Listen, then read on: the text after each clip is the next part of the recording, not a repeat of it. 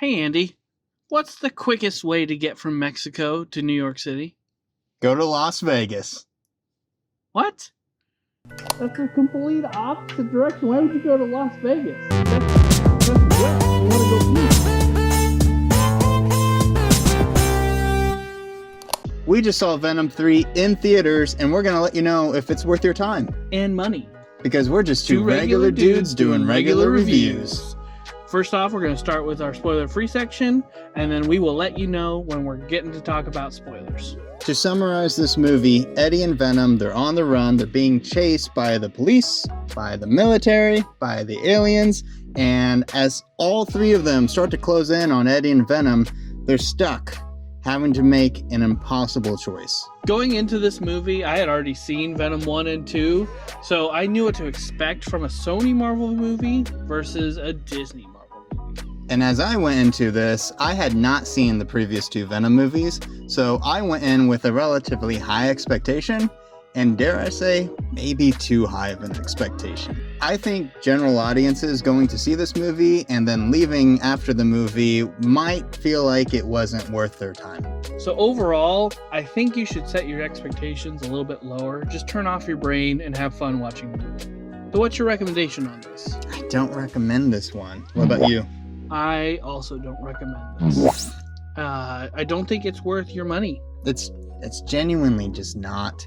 I even struggle saying it's worth your time when it comes out on streaming. Let us know your thoughts if you go to see this movie, if you end up liking it or not. Just comment down below. And we are about to get into the spoiler section. Beep, beep, beep, beep. So make sure that if you want to remain spoiler free, that you like and subscribe so that you can come back and watch the spoiler section. Or go ahead and check out our Venom 3 trailer reaction over on our shorts. So starting off, we're going to talk about the characters in this movie. You've got Tom Hardy as Eddie Brock and Venom, and he does a decent job throughout the movie. If you've seen the other movies, it's the same thing. There are also side characters, but they're mainly throwaway characters. There's not really much to mention about them because they're going to die like 2 seconds after you meet them, so don't get invested. But the hippies were funny, and they landed well. Martin. You would expect to have some cameos in a Marvel movie. There really aren't any, which is kind of weird because one of the actors who plays Martin is actually Lizard in other Sony projects and was in Spider-Man No Way Home. So I thought maybe it would tie in there, but it doesn't. He's a completely different character.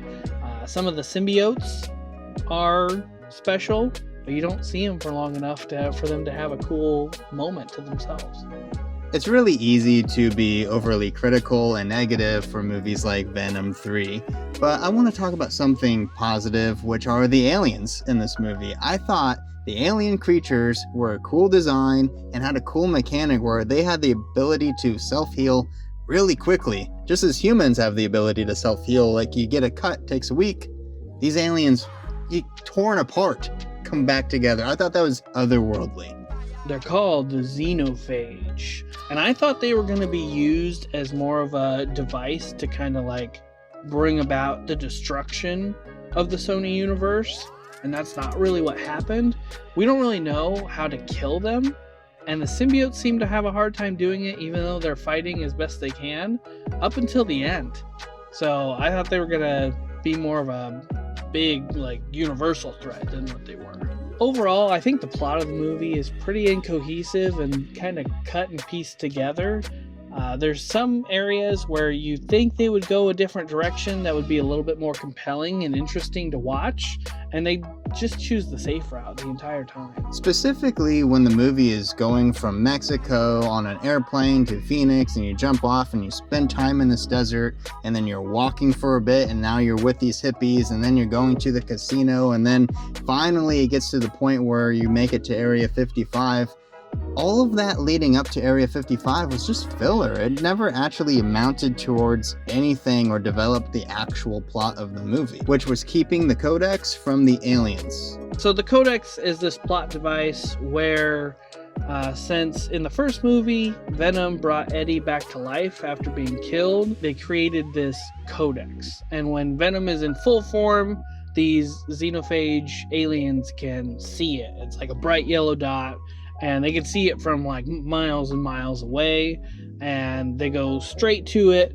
As soon as Venom is inside Eddie, they can't see it anymore, which is a little inconsistent when Venom is kind of swapping bodies throughout the movie, and it doesn't make any sense. Basically, the power of friendship brings in the bad guy. The Codex is lame.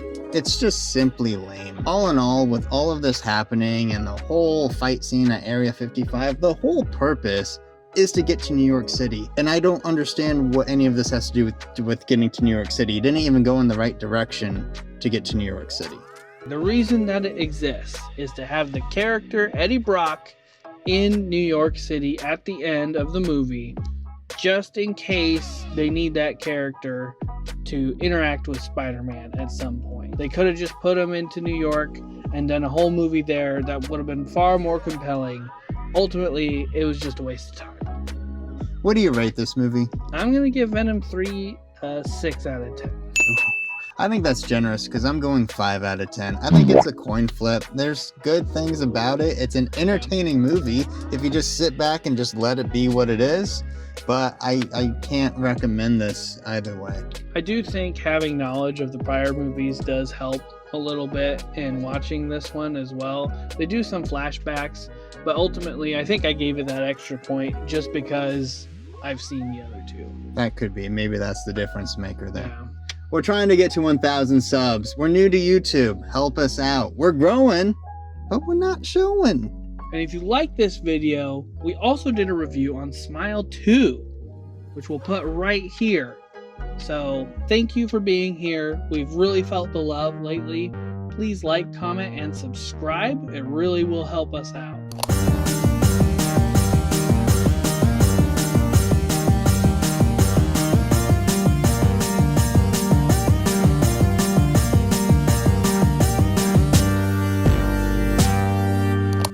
Thanks, buddy. Yeah.